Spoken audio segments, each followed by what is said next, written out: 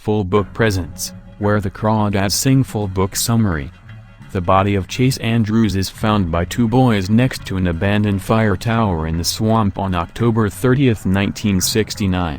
In 1952, 6-year-old Kaya watches her mother leave their shack in the marsh.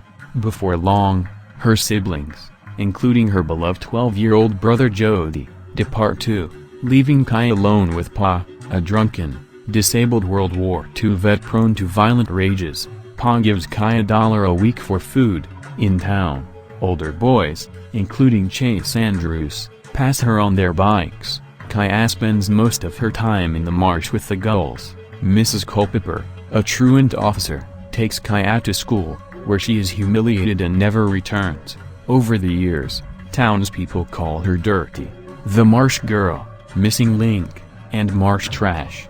Kaya takes Pa's fishing boat exploring. When she gets lost, one of Jody's friends, Tate Walker, guides her back to her channel. Tate lives alone in town with his dad, Scupper, a fisherman. For a while, Kaya and Pa fish together and enjoy each other's company. Pa introduces Kaya to Jumpin, an older black man who sells gas and supplies. Kaya's mother sends a letter, but Pa burns it and returns to drinking. Pa finally disappears when Kaya is 10 years old. Kaya supports herself selling mussels to Jumpin, whose wife Mabel collects clothes for Kaya from Colored Town. Kaya continues watching Tate as well as Chase and his friends. When she is 14 years old, Kaya finds a series of special feathers left in a tree stump in the marsh. One day, she leaves a special feather in return. After that, Tate appears at the stump and offers to teach her to read. Tate and Kaya begin to meet at a secret cabin in the marsh where he teaches her to read. As Kaya matures, Tate brings her a biology textbook and Mabel gives her a bra. One day Tate finds Kaya sick on Point Beach. He explains to her that she is having her period. Kaya and Tate continue their lessons and she invites him inside her shack and shows him her collection of natural objects. One day, Tate kisses Kaya and they begin a romantic relationship. Their desire grows but they avoid having sex. Tate leaves early for college and tells Kaya he will visit on the 4th of July. However, he doesn't return. Kaya, devastated, returns to studying nature.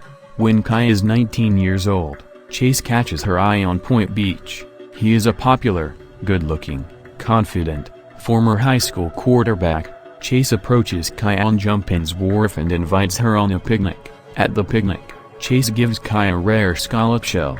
He is sexually aggressive and she runs away. When Kaya and Chase meet 10 days later, he apologizes and takes her to see the abandoned fire tower. Kaya gives Chase a necklace made from the scallop shell. Chase says he won't approach her sexually unless she wants him to. Kaya gets closer to Chase. Tate, who is home from college, wants to apologize to Kaya, but sees her kissing Chase and turns away. Chase starts talking about marriage and invites Kaya on an overnight trip. She joins him and they have unsatisfying sex in a cheap motel room. Still, their relationship continues. However, Chase won't introduce Kaya to his parents or friends and disappears for a week over Christmas. Tate comes to the lagoon to warn Kaya that Chase is seeing other women, but she throws rocks at him. Still, she invites him into the shack and he offers to find a publisher for a book of her nature paintings. Kaya sees the engagement announcement in the newspaper for Chase and Pearl, a girl she recognizes from Point Beach. She recites poems by Amanda Hamilton, who publishes in the local newspaper. To soothe herself, she determines to live her life alone.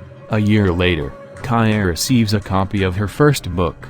She uses the advance money to improve and modernize the shack. She gives Tate a copy of her book. Kaya's brother Jody visits the shack. He tells her that Ma has died and promises to keep in touch. He encourages her to reconcile with Tate. In August of 1969, Chase sneaks up on Kaya on a remote beach, attacks and tries to rape her. She fights him off and sees two fishermen watching from their boat as she leaves. Tate and Jumpin see her bruises, but she begs them not to tell anyone. Chase continues to come to her shack, but she hides from him. Kaya gets a letter from her publisher, Robert Foster, to meet him in Greenville. She finds out from Tate how to buy a bus ticket and goes to meet him on October 28th, returning on October 30th, the day Chase's body is found. Sheriff Ed Jackson and his deputy Joe Perdue investigate Chase's death. No footprints or fingerprints are found at the scene. They think Chase was pushed through an open gate and the murderer covered up the scene. Almost immediately, everyone in town suspects the Marsh girl. Over time, Joe and Ed's main clue consists of red wool fibers on Chase's jacket. Also, Chase's mother Patty Love tells them Chase was wearing the shell necklace when he left her house that night, but it was not found at the scene. A shrimper, Hal Miller, tells them he saw Kaya's boat headed toward the fire tower the night Chase died. However, Tate and Jumpin and townspeople who saw her get on and off the bus to Greenville give Kaya an alibi. A fisherman, Rodney Horn, who heard Kaya yelling and saw her leaving after Chase attacked her, heard her say she would kill Chase if he bothered her again. Joe and Ed find a red wool hat in Kaya's shack that Tate gave her and that matches the fibers on Chase's coat. With this information, they arrest Kaya for murder. Kaya spends 2 months in jail awaiting trial. A lawyer, Tom Milton, volunteers to defend her. A kind guard at the prison, Jacob, lets the cat, Sunday Justice, into her cell for company. Tate, Jumpin, and Mabel sit behind Kaya in court for support. They are later joined by Jody, Robert Foster, and Scupper. Prosecutor Eric Chastain calls his witnesses and Tom Milton counters their testimony. The jury learns that it would have been possible for Kaya to take buses back and forth from Greenville on the night of the murder, but the timing is very tight. Tom calls defense witnesses, including Kaya's publisher Robert Foster. After closing statements, everyone awaits the verdict. Kaya is found not guilty. Jody takes her home, where she is delighted to see the Marsh again.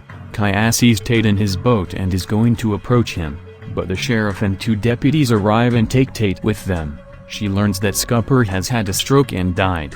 The day after Scupper's funeral, Tate finds a feather in his boat from Kaya. At the shack, they express their love for each other and Tate moves in with her. Over the years, Jumpin dies, and Jody and his wife and children visit the shack. Tate works at the nearby lab and Kaya writes 7 more books. One day Tate finds Kaya in her boat, dead of a heart attack at age 64. On her tombstone, he inscribes the Marsh girl. Many townspeople come to Kaya's funeral on her land. That night, Tate finds 2 items beneath the floorboards. One is a box of poems by Amanda Hamilton, a pseudonym Kaya used, including a poem describing Chase Andrews' death. Tate also finds the shell necklace Kaya gave Chase. Tate burns the poems and rawhide cord and crushes the shell on the beach for the tide to take away.